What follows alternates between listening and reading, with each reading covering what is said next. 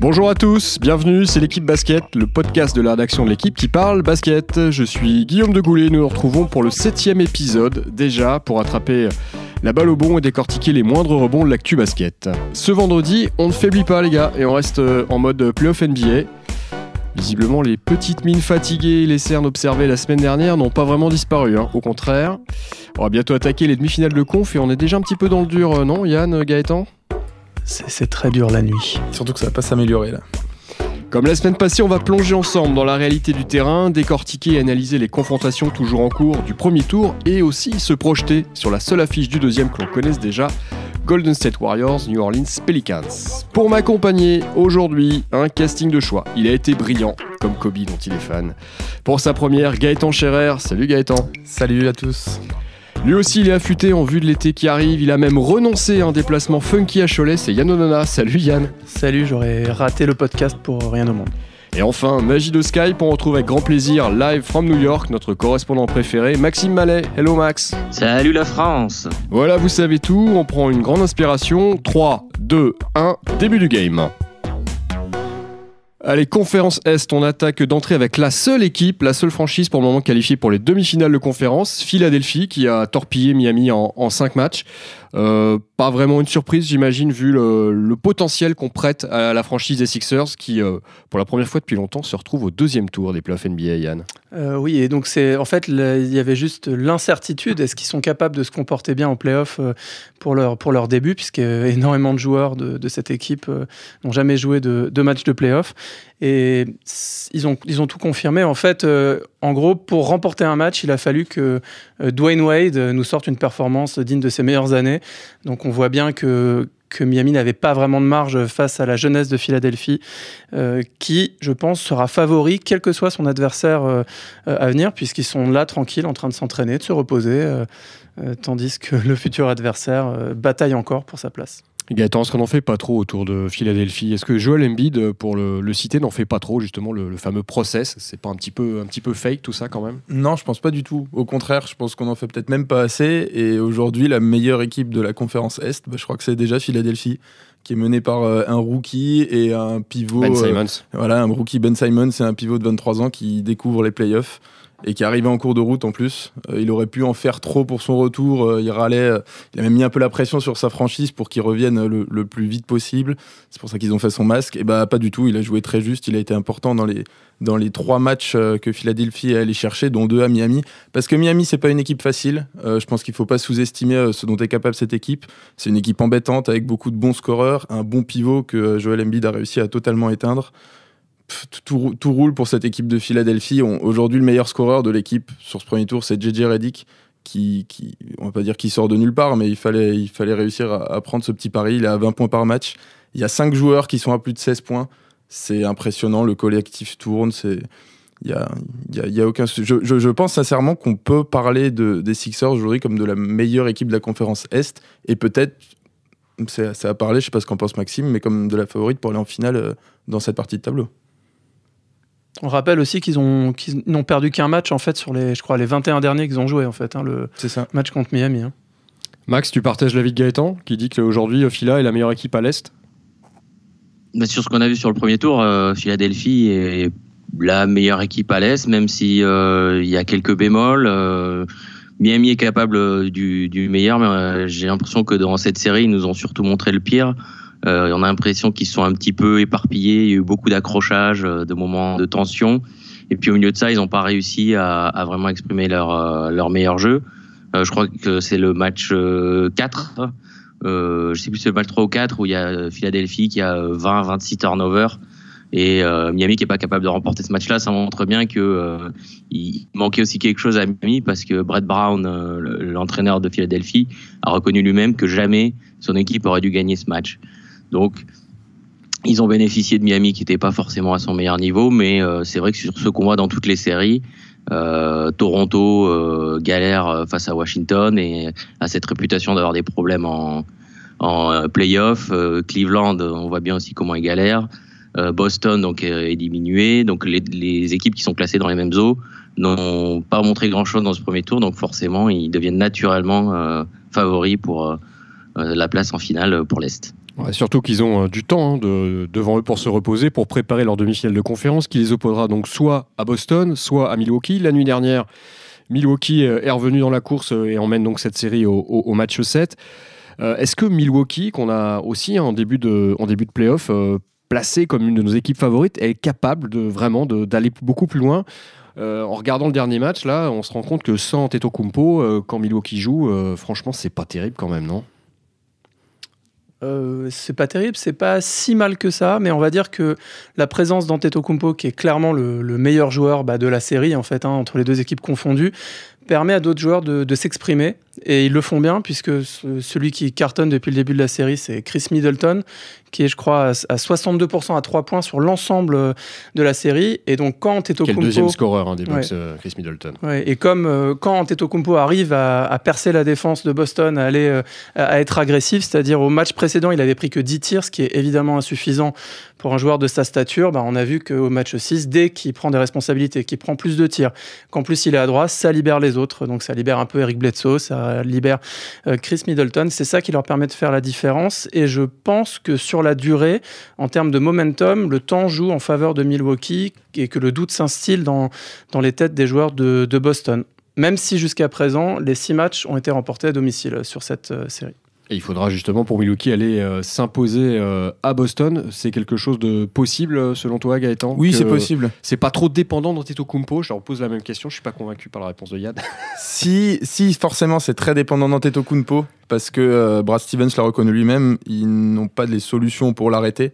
Donc il va, quoi qu'il arrive, réussir à porter normalement offensivement cette équipe de Milwaukee.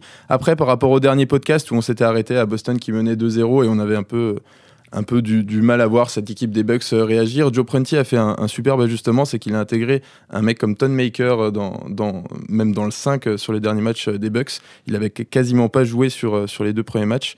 Et il a apporté ce côté athlétique, défense et énergie qui manquait à Milwaukee.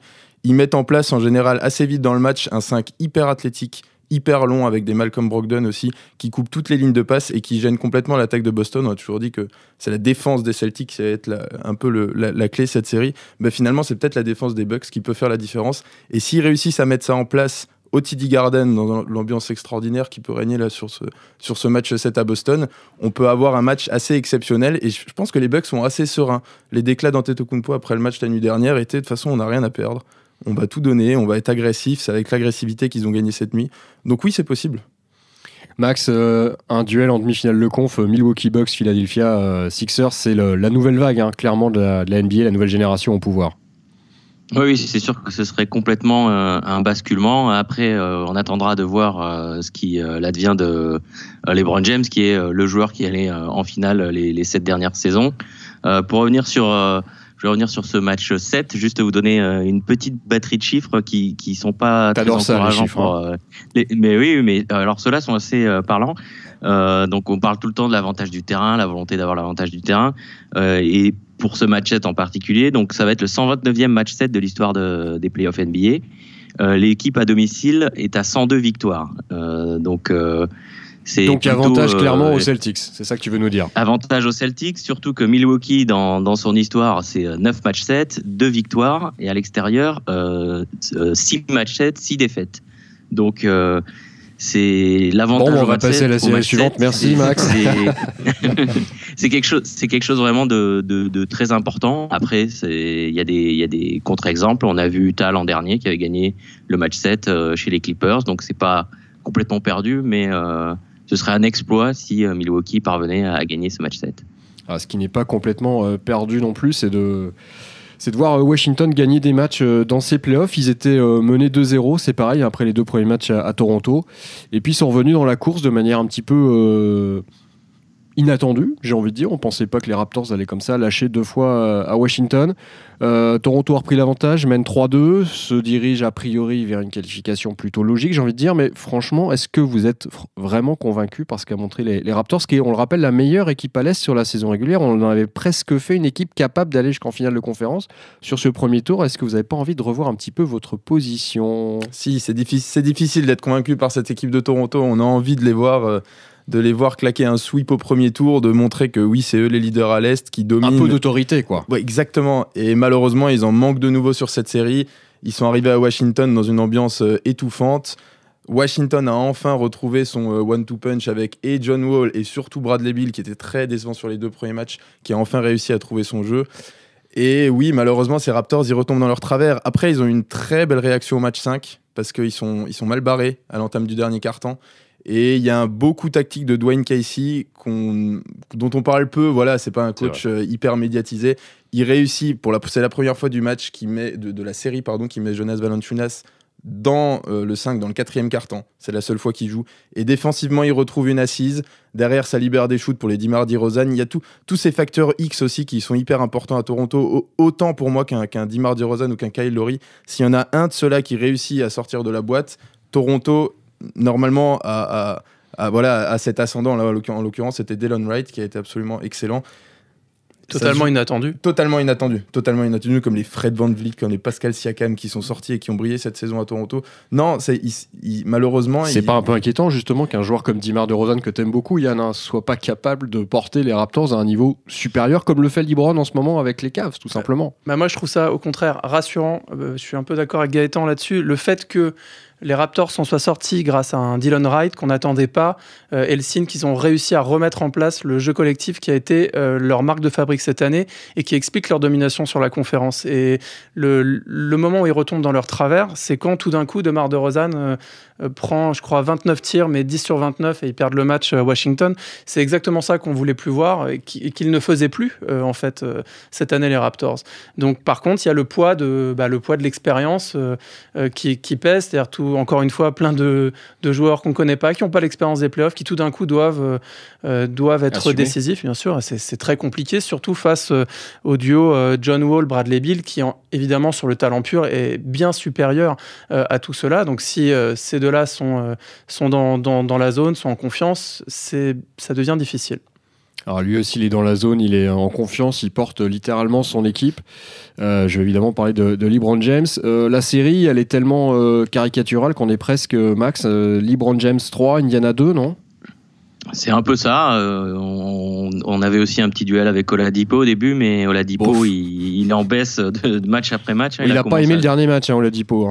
Après, non, et le dernier contre de LeBron James juste avant son 3 points. Et d'ailleurs, la NBA lui a donné raison puisqu'il y avait un goaltending. La balle avait touché la planche et donc ça aurait dû être panier accordé à Indiana, ce qui aurait changé quelques trucs. Mais Oladipo, il a fait 32, 22, 18, 17, 12. Donc, je sais pas, au prochain match, il va peut-être faire 7 ou 8. Mais donc, il y a plus ce duel-là. Il y a des joueurs d'Indiana qui ont réussi des grands matchs. On a eu Bogdanovic, des choses comme ça. Mais si Oladipo ne met pas 25-30 points, ça va être difficile pour Indiana de ne serait-ce que pousser au match 7. Ouais, parce qu'à contrario, la série de LeBron, c'est 24, 46, 28, 32, 44. C'est le meilleur marqueur des playoffs. Ouais, c'est monstrueux. Je vois Yann qui fait les gros yeux. En plus, il y a plus de 11 rebonds de moyenne par match. Est-ce que LeBron, tout simplement, c'est pas le MVP sur ce premier tour des playoffs en dehors des résultats purs des Cavs, Gaëtan? Oh si, individuellement, il n'y a pas photo. Non, parce qu'on a parlé d'Antetokounmpo, on parle d'Embiid, non, mais personne n'a l'impact et la capacité à renverser une situation, à prendre un match en main. Au dernier match, au match 5, c'est ahurissant. Il joue juste... on pourrait croire sans forcer. Mais on pourrait croire qu'il force. C'est-à-dire, en général, un joueur qui met plus de 40 points, on se dit qu'il a quand même croqué, qu'il en a pris des shoots. Lui, absolument pas. C'est juste qu'il n'a aucune autre solution. Kevin Love est calamiteux sur les 2 derniers matchs. Il est à 4 sur 21 au tir. C'était le 2e meilleur joueur des Cavs. Et derrière, on avait un énorme trou noir. On ne savait absolument pas qui sortir. Le trio des nouveaux venus, Clarkson, Wood, Nance, a fait un bon match. C'est le match 4. C'est peut-être le seul match à peu près référence qu'on peut tirer de cette série. Mais non, au-delà de ça, honnêtement, sans LeBron James, les Cavs évidemment ne seraient pas allés en play-off. S'ils ne jouaient pas, je ne sais pas ce qu'ils prendraient comme volet contre cette équipe d'Indiana qui est quand même loin d'être impressionnante. Il n'y a pas photo. C'est lui le meilleur joueur de ce premier tour. Ça reste le meilleur joueur du monde. Il n'y a pas le risque qu'il s'épuise. On sait que c'est un athlète exceptionnel qui suit une préparation absolument unique. Il n'hésite pas à dépenser des millions de dollars justement pour sa condition physique. Mais est-ce que LeBron, à ce rythme-là, ne va pas arriver cramé en finale de conf, si jamais il y arrive, Yann? Je pense qu'il est vraiment au sommet de son art. Et justement, tu parlais de conditions physiques et d'entraînement. Vous pouvez aller regarder sur des chaînes YouTube. Je crois qu'il y a des vidéos d'entraînement complet de LeBron sur 50 minutes. Et à mon avis, quand on regarde ça, on comprend qu'il ne va pas être fatigué. Aujourd'hui, il fait exactement ce qu'il veut, c'est-à-dire à un moment donné, il commence à distribuer le jeu et puis il marque pas de points. On lui dit non, mais tu marques pas de points. Ok, il revient, il met 20 des 21 premiers points de son équipe en 5 minutes. Il fait réellement ce qu'il veut. C'est comme s'il jouait à un autre sport. Et pour moi, aujourd'hui, il est bien supérieur à James Harden si on parle de la course au MVP. Je sais très bien qu'Harden va l'avoir, va obtenir le titre de MVP, mais pour moi, LeBron James, il appuie sur le bouton quand il veut et il joue un autre sport. Et c'est plus fort que Michael Jordan ? Oula, ça c'est un autre débat. Mais il n'empêche qu'il accumule les actions qui nous permettent de commencer, voilà, des actions clutch. Même aujourd'hui, ce débat, il est presque normalisé. Et le simple fait qu'on se pose la question sans que ça devienne hyper choquant, ça montre déjà l'impact et l'ampleur de ce qu'il a fait sur l'histoire du basket. Et ESPN a sorti cette stat à la fin du match quand il a marqué son tir à 3 points décisif. Ils ont pris les moments les plus décisifs, genre dans les matchs serrés de play-off et sur ce qu'on appelle les buzzer beaters, donc les tirs décisifs en fin de match. LeBron James en a marqué un de plus que Michael Jordan. Vous vous souvenez pourtant de ce qu'on disait à une époque, hein, si vous avez le choix pour la dernière possession entre Kobe Bryant et LeBron James, ça avait plutôt filé la gonfle à Kobe. J'ai l'impression qu'aujourd'hui, le débat, il a plus lieu d'être. Ah, parce que j'adore Kobe, mais ses shoots en soi, les statistiques de Kobe Bryant dans le Money Time n'étaient pas bonnes. Après, il avait tellement tout le temps la balle que dans le Money Time que forcément, il en a sorti. Et ça restait un tueur. Mais je veux dire, sur la longueur, LeBron James en a moins. LeBron James les rentre plus. Enfin, non, il n'y a pas photo. Depuis 6 ans, il marche tellement sur l'eau que c'en est écœurant pour les autres. On va traverser l'eau, justement, traverser le Mississippi et basculer de l'autre côté, direction la conférence Ouest. On va parler de votre barbu préféré, James Harden, dont on a évoqué le nom il y a quelques instants, favori pour le titre de MVP. Son équipe s'est globalement baladée, Max, hein, sur ce premier tour face à Minnesota. Ils ont laissé un match en route, pas de quoi trop se fatiguer, surtout que dans le même temps, OKC et Utah transpirent, ça dure. Tu étais justement, Max, à Salt Lake City, tu as passé quelques jours de vacances là-bas, je crois. Est-ce que cette série qui dure entre le Jazz et le Thunder, c'est pas la meilleure nouvelle qui puisse arriver aux Rockets ? Il y a toujours le débat entre savoir est-ce qu'il vaut mieux avoir un peu de repos ou est-ce qu'il vaut mieux enchaîner, quoi. On peut être un peu rouillé après quelques jours, surtout avec le niveau d'intensité des playoffs. C'est pas une équipe qui a pioché dans ses ressources Houston pendant la saison, donc je pense que pour eux, un cas ou l'autre change pas grand-chose. Meilleure équipe de la saison régulière, hein, les Rockets. Tout à fait, et puis surtout avec Golden State qui n'a pas fait le match jusqu'au bout pour essayer de venir leur piquer la place avec tous les blessés que les Warriors avaient.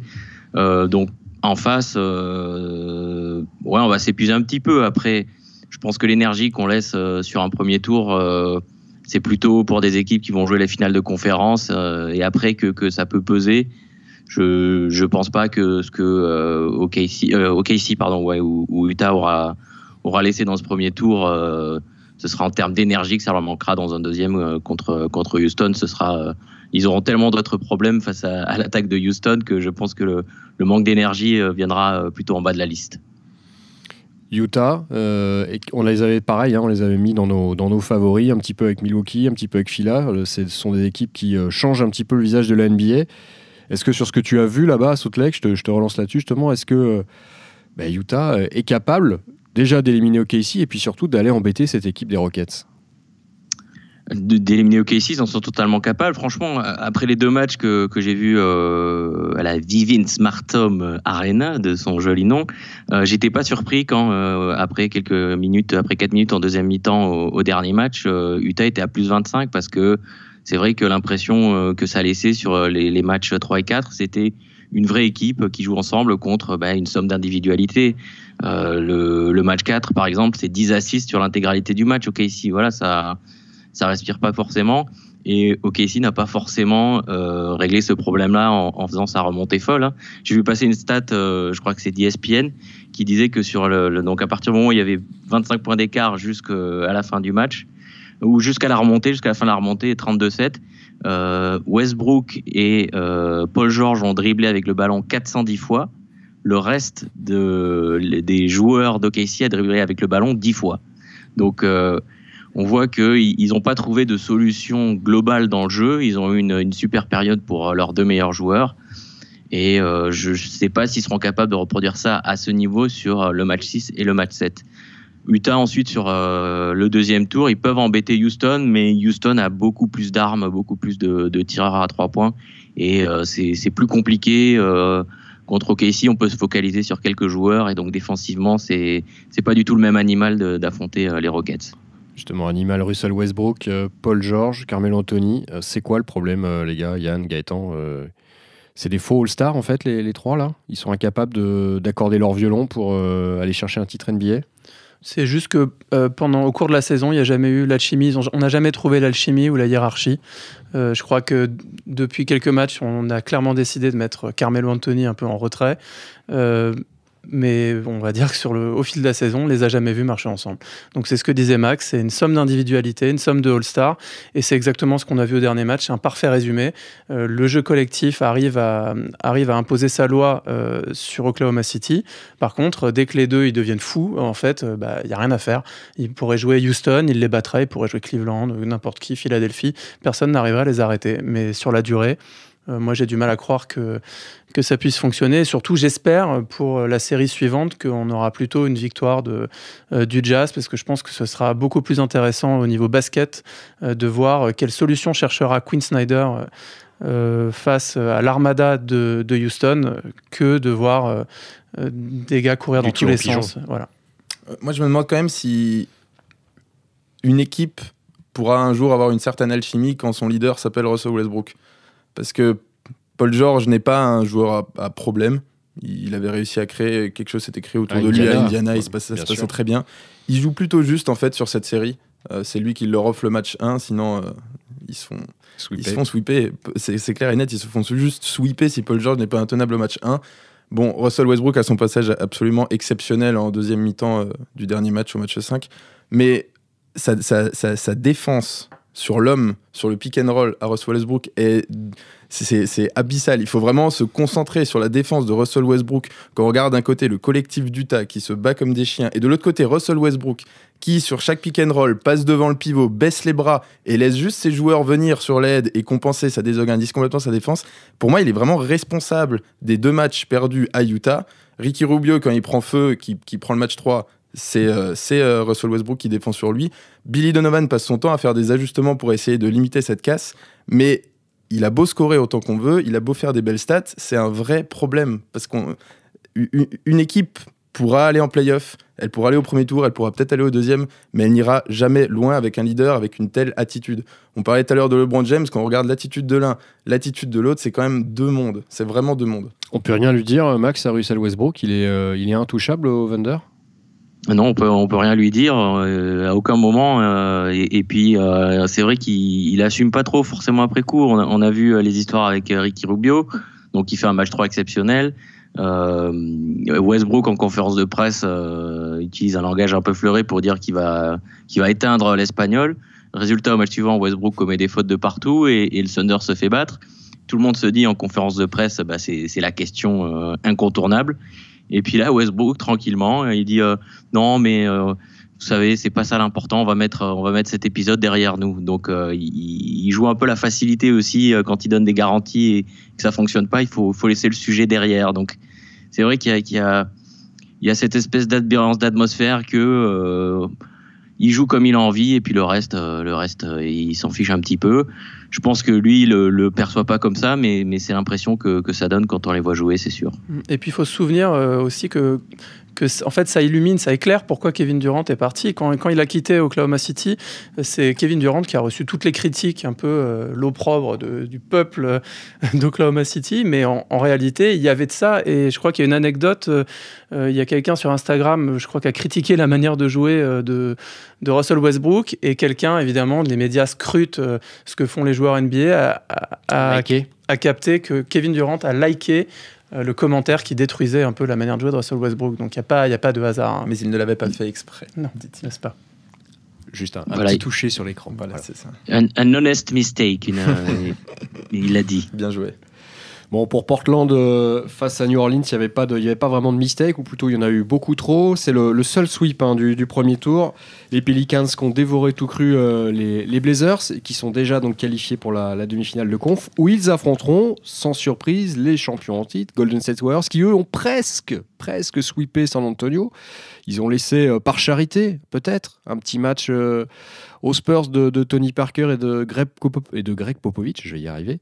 Est-ce que cette demi-finale, elle est surprenante pour vous? Est-ce que les Pelicans, surtout, ont les armes, avec Anthony Davis, avec Rajon Rondo, pour aller taper plus haut, c'est-à-dire virer les champions en titre des playoffs NBA?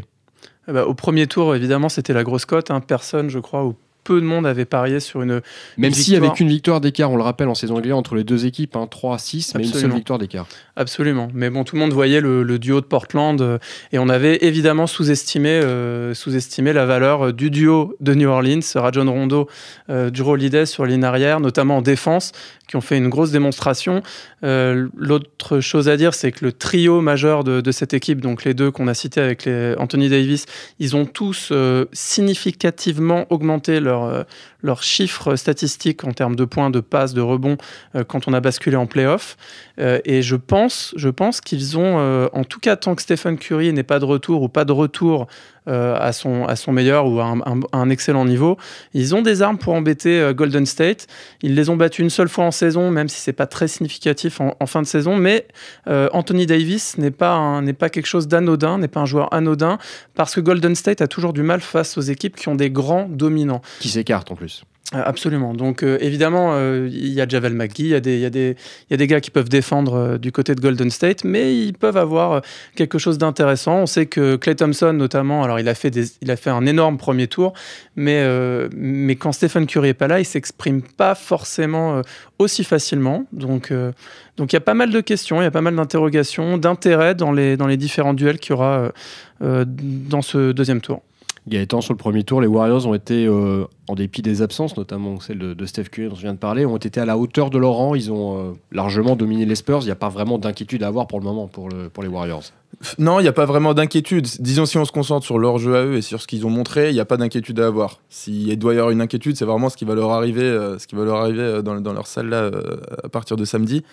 Parce que Anthony Davis, c'est un joueur que personne ne peut arrêter. Je pense qu'il n'y a aucun défenseur dans la ligue qui est capable de dire que moi je vais me coltiner Anthony Davis et je vais réussir à l'éteindre pendant 48 minutes. À la limite, celui qui le fera le moins mal, c'est peut-être Draymond Green. En tout cas, ça va être un match-up hyper intéressant parce que forcément, ça va sortir des coudes, ça devrait parler.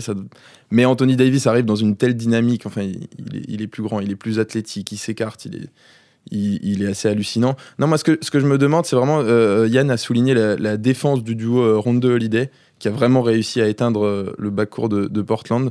Je me demande comment ils vont réussir à s'adapter face aux Warriors.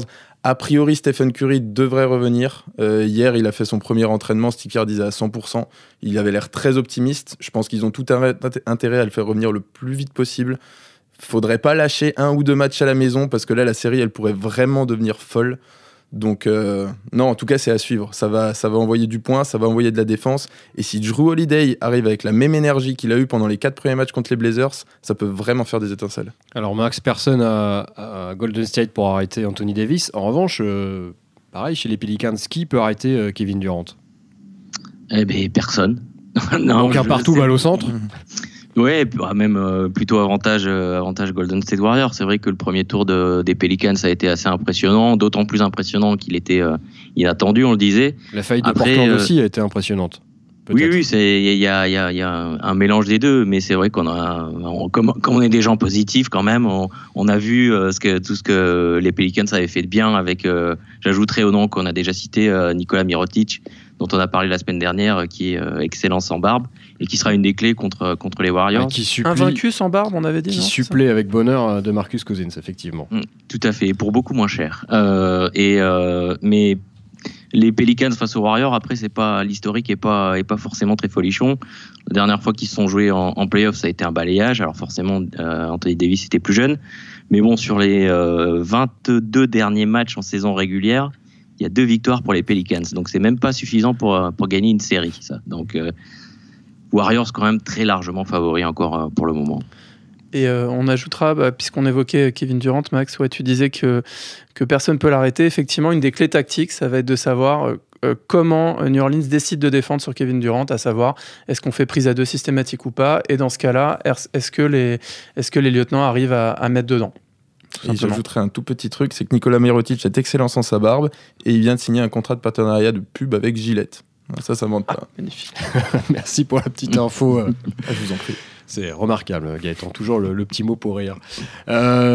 Messieurs, je crois qu'il va être temps de se dire à la semaine prochaine. On a fait à peu près le tour. On est toujours sur ce qu'on s'était dit en début de play-off, une finale à l'ouest, Houston Golden State. On est toujours dans les clous. À l'est, Cleveland aura sans doute du mal. Phila peut-être. On se retrouve avec grand plaisir la semaine prochaine pour voir si vous êtes toujours aussi bon dans les pronos, dans les analyses. Gaëtan, merci beaucoup. Avec plaisir. Yann, à très bientôt. Merci Guillaume. Max, profite de ta journée à New York et à très vite. Merci, à bientôt. Ciao.